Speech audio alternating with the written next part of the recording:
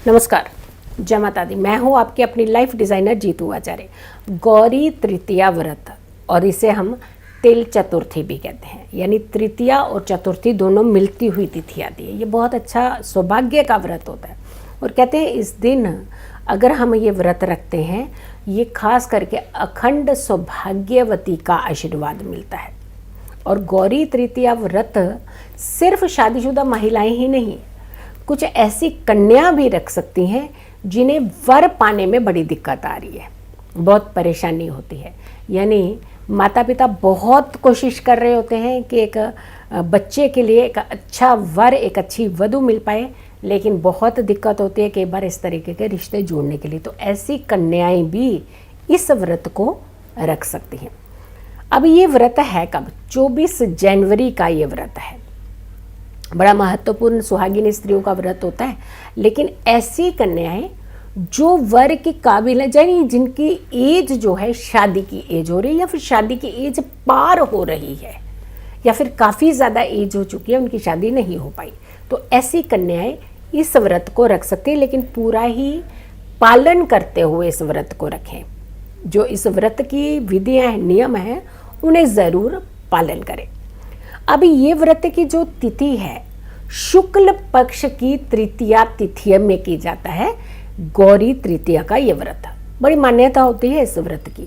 और अब ये व्रत जो है, तिथि कहाँ से शुरू हो रही है, कितने बजे ये तिथि होगी, कहाँ समापन होगा, उसके हिसाब से रखिएगा। 24 जनवरी को ये व्रत किया जाना है, लेकिन तिथि शुरू हो रही है 23 जनवरी को। 23 जनवरी को शाम को 6:44 6:44 पर ये तिथि जो है वो शुरू होगी, तृतीय तिथि, और इसका समापन जो है वो 24 तारीख को दोपहर को 3:23 पर हो जाएगा। और वहाँ शुरू हो जाएगी चतुर्थी। हमने कहा ना, तृतीया उपरांत चतुर्थी है यहाँ पे, इसीलिए तिल चतुर्थी भी कह रहे हैं और इसीलिए हम गौरी तृतीया भी कहते हैं, क्योंकि जब हम सूर्य उदय था 24 तारीख का, तब तृतीया तिथि थी, लेकिन मिडल में ही ये चतुर्थी तिथि की तरफ चला जाएगा। तो ये व्रत आपने 24 तारीख को रखना है, ना कि 23 तारीख को, 23 को नहीं रखना है, 24 को ही आपने इस व्रत को करना है। अब ये तृतीया जो इतनी इंपॉर्टेंट क्यों है, क्यों इसका व्रत जो है इतना इंपॉर्टेंट माना जाता है? शुक्ल पक्ष की तृतीया तिथि में ही भोलेनाथ का, भगवान शंकर का सती के साथ विवाह हुआ था। माता सती को जो विवाह के बंधन में बंधी थी वो तृतीया तिथि ही थी, और ये शुक्ल पक्ष की तृतीया तिथि ही थी। तो ये तिथि जो है ये बहुत ही महत्वपूर्ण तिथि है। इस तिथि में कहते हैं कि अगर आप कोई भी कामना, विवाह से जुड़ी हुई कोई कामना करते हैं, वो ज़रूर पूर्ण होती है। और जिन पति पत्नी में खास करके बहुत ज़्यादा तनाव रहता है, स्ट्रेस रहता है, बहुत सारे रिश्ते ऐसे हैं जो कहीं ना कहीं तलाक की कगार पर आकर के खड़े हैं, कुछ परेशानियां चल रही हैं। कई बार होता है कि एक ही घर में रहते हैं लेकिन बातचीत नहीं करते एक दूसरे के साथ। बच्चे जो हैं वो पिस करके रह जाते हैं कि माता की तरफ जाएं या पिता की तरफ जाएं। तो यानी परिवार के अंदर जो खलल मचा होता है, वहाँ पर भी कहते हैं कि अगर इस व्रत को किया जाए, महिलाएं अगर श्रद्धापूर्वक इस व्रत को किया जाए, तो आपको इस समस्या का जो समाधान है वो बहुत इजीली मिल जाता है।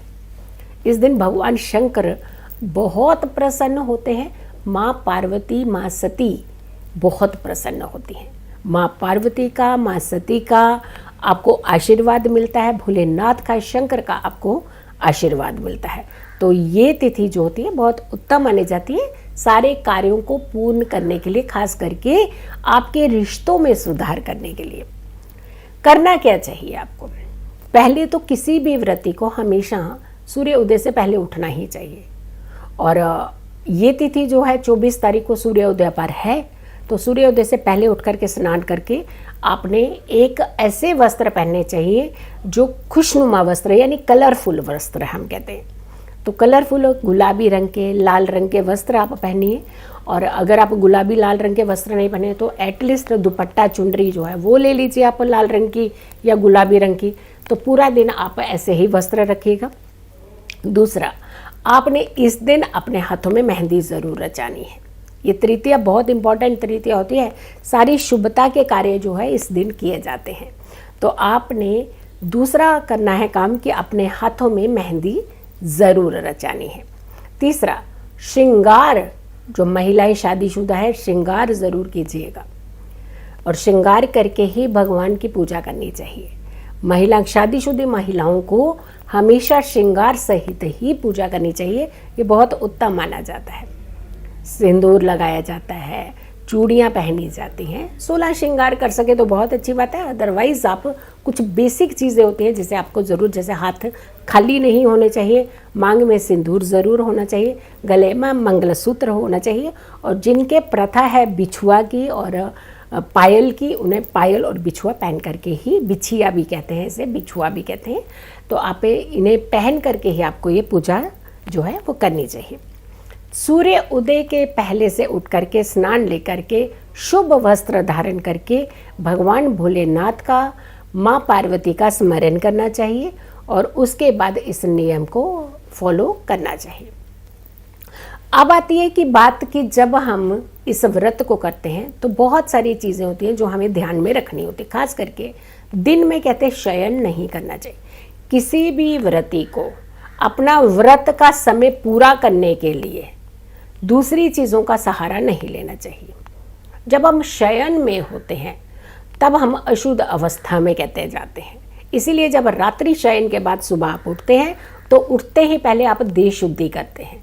तो कि जब आप दिन में सोएंगे तो फिर आपको देह शुद्धि की ज़रूरत नहीं पड़ेगी, क्योंकि अगेन आपने पूजा में बैठना है। तो आपको दिन का शयन, दिन में सोना नहीं चाहिए अगर आप व्रत रखते हैं। दूसरी बात, कभी भी एक दूसरे की बातें नहीं करनी चाहिए, जिसे हम कहते हैं चुगली। और चुगली की ये आदत होती है, वैसे भी बहुत ख़राब होती है कि कोई देखे या नहीं देखे, दूसरे के कान में जाकर के चुगली करने। सोचिए, अगर आपको एक छोटी सी एग्जांपल है, अगर एक व्यक्ति किसी एक पर्सन की चुगली कर सकता है तो वो दूसरे की भी कर सकता है, वो तीसरे की भी कर सकता है। तो इससे आपका व्यक्तित्व जो होता है वो खराब होता है। तो चुगली नहीं करनी चाहिए, वैसे भी नहीं करनी चाहिए, और व्रत रख करके तो बिल्कुल भी नहीं करनी चाहिए। तो आपको व्रत पूर्ण करना है, कोई भी नेगेटिविटी किसी भी तरीके की आपने अपने व्रत के अंदर एंटर नहीं करवानी है।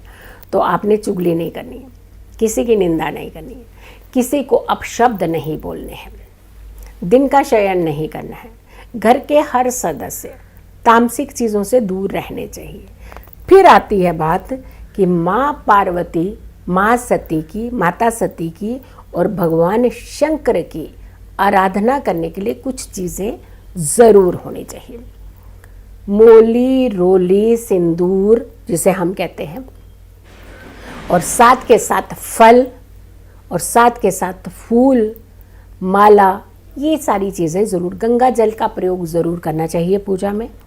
और इसके अलावा होता है 16 श्रृंगार की सामग्री।